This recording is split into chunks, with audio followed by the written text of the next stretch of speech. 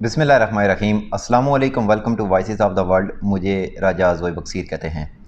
नाजरीन, गुज़श्ता रोज़ हमने आपको बताया था कि ईरान ने कैसे पाकिस्तान की फ़ज़ाई हदूद की खिलाफ़ वर्जी की थी और जिसके नतीजे में पाकिस्तान ने ये वाज़ेह अल्फाज में कहा था कि हम जवाबी कार्रवाई करेंगे और इस तमाम तर कार्रवाई की तमाम ज़िम्मेदारी जो है वो ईरान पर आयद होगी।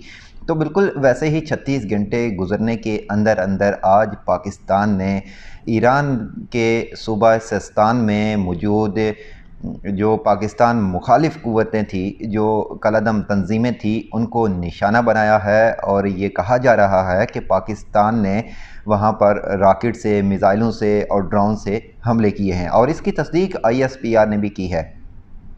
ईरान और पाकिस्तान की कशीदगी जिस तरीके से बढ़ रही है, इस हवाले से मुबसरीन का ये कहना है कि जैसे गज़ा की सूरत हाल है उसको मद्देनज़र रखते हुए ये कहना बिल्कुल गलत नहीं है कि इस वक्त जो हालात हैं वो काफ़ी गंभीर होते जा रहे हैं।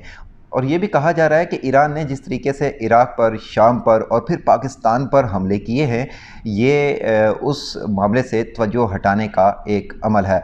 कुछ मुबसरीन ये भी कह रहे हैं कि पाकिस्तान और ईरान ने ये म्यूचुअल अंडरस्टैंडिंग से ऐसे इक़दाम किए हैं क्योंकि ये हमले ऐसे वक्त में हुए हैं जब ईरान और पाकिस्तान के आला हुकाम मुलाकात कर चुके थे। बहरहाल नाज़रीन, ये जो तमाम तर सूरत हाल है, अगर इसके हवाले से मैं अपना तजिया पेश करूँ तो वो ये है कि आने वाले वक्तों में लग यही रहा है कि इस तमाम तर हवाले से दोनों जानिब से कुछ ठंडे तासरात देखने को मिलेंगे। हो सकता है कि जंग बंदी हो जाए और मुस्तकबिल में ये भी मुमकिन है कि जैसे हिंदुस्तान और पाकिस्तान का LOC के मुकाम पर आज़ाद कश्मीर में जो है वो जो सूरत हाल है दो तरफ़ा, वो वाली सिचुएशन देखने को मिले। दूसरी जानिब हम बात करें पाकिस्तान में पाकिस्तान के सियासी हालात की नाज़रीन, तो पाकिस्तान में ये हो रहा है कि पाकिस्तान तहरीक-ए-इंसाफ जो सबसे बड़ी जमात थी, उससे सुप्रीम कोर्ट ने उसका इंतखाबी निशान ले लिया है और उसके इंतखाबी निशान को लेने के बाद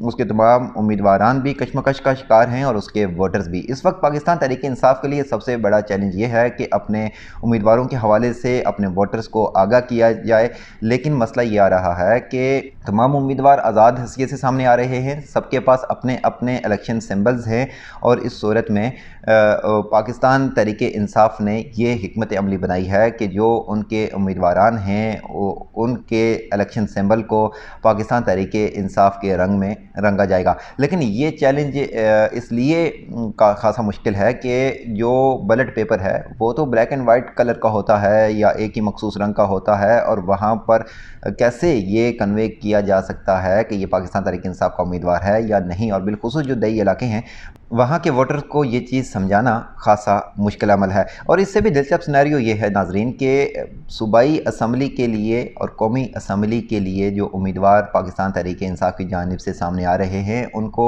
एक जैसे निशानात भी अलाट किए गए हैं।